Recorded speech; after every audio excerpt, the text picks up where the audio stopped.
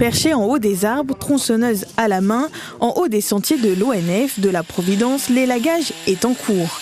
La mission, couper les branches trop proches des câbles électriques de haute tension afin d'éviter tout problème sur le réseau en cas de cyclone. Il y a des arbres sur lesquels les branches pourraient venir en contact avec les lignes haute tension. Et lorsqu'il y a un contact entre des branches et des lignes haute tension, ça va générer des coupures d'électricité. Et donc c'est ce qu'on veut éviter.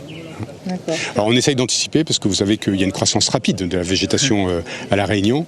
Et donc on fait des campagnes annuelles et donc on se projette sur une croissance annuelle des espèces. Sur un an, on a un certain nombre d'espèces qui grandissent très vite.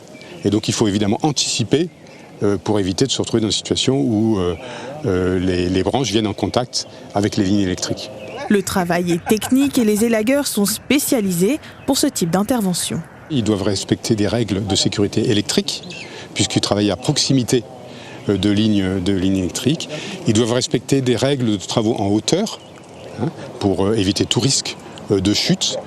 Ils doivent également respecter des règles qui sont liées à l'utilisation de tronçonneuses et liées au métier d'élagueur.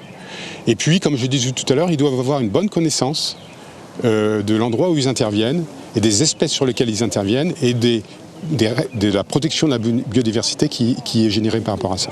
Cette opération est l'une des dernières de cette année. Au total, ce sont 5500 élagages qui ont été réalisés sur l'île.